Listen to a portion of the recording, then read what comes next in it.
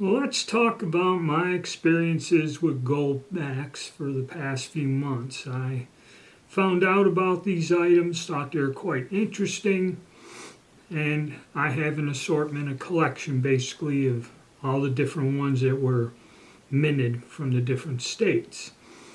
And I hold this, like this set here, as a collectible. Now, I did get several ones, some fives and tens, multiples of them. And so far, uh, I was able to take one Goldback and $1. I went into a bar, and the owner was there at the bar working the cash register. And I asked him, can I get $5 worth of drinks with a one and $1 bill? And being an old friend, and he knows I'm a little into some unusual things, he accepted it and gave me the $5 worth of drinks.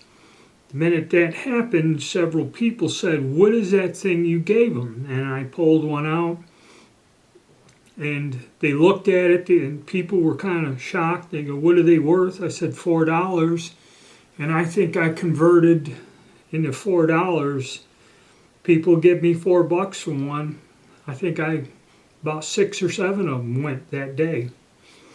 So I only made one purchase.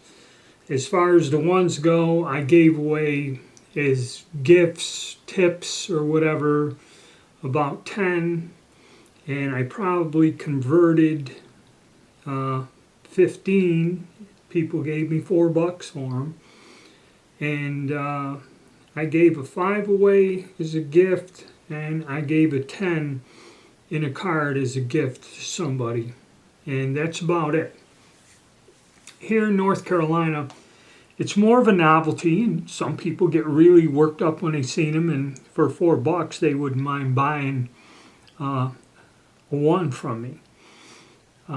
We get into the $20 and $40 range, and then up into the $100, $200 range, not a lot of activity there. But the thing about them, people hate these because it's 100% premium.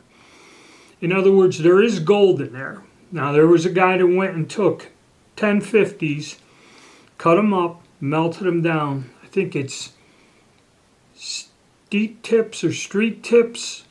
He does all this where he refines scrap jewelry and stuff and turns it into pure gold.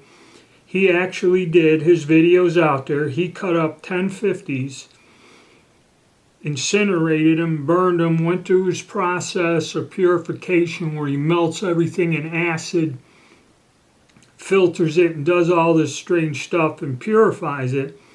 And he said it's true, he came up with just about, maybe a tad less, a half ounce of gold from 10 50 Goldbacks.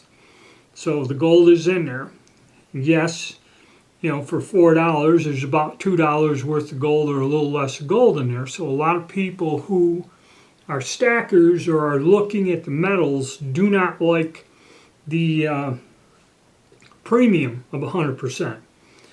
Okay, which it's kind of, you have to have a different concept about these things. Even though the premium's high, you're really not, the point of melting it down. You have a portable gold product. There's actually gold in there that is serial numbered, dated, and everything. And you can use it for exchange. But the problem is, like with anything, is some people accept these, some people hate these. I took one to a local coin shop and I put it up on the counter and asked the guy what he thinks about them. And he looked at me like I put a dog turd up there on the counter, and he's trying to tell me the only thing he'd pay for them is the actual amount of gold in them. Okay? So, and he will not accept them as payment. He said, if you're trying to buy something in a shop and use these, he goes, no, we don't accept them as payment. And at least in the state I live in, it's a very unusual concept. As a novelty, people like them, but for actual commerce and trade, that ain't gonna happen. So, but the only good thing is there's an exchange. I believe one's in Utah and there's another one in New Hampshire. So there's 2 exchanges. I have an account there. I can box all this up, mail it to them. They will deposit it in my account as a Goldback account. And then if I wish, I can close my account and withdraw the money in regular U.S. currency.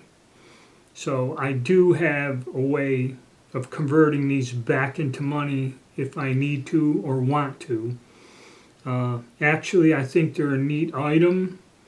I got a collection of them. And I'm just going to see where it goes, if this expands out or if this just becomes a fad and it kind of just dies out, and then these things will be collector's items. So that's my experience with the Goldbacks.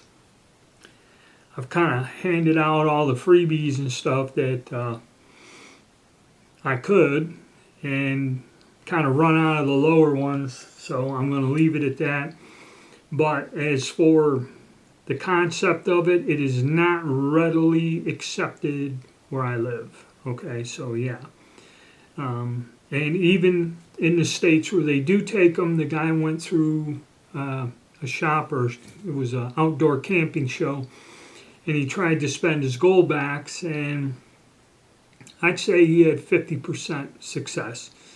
Half of the people he approached for something would take them, and half of the people he approached to buy something they were selling would not take them. Okay, so it's what it is. Okay, I still think it's very interesting. I like them. I'm going to hang on to these for a while. I may, cash them back into money. Don't know. All right, then. That's my experience with them, guys. Hit the like button, subscribe, and stay tuned.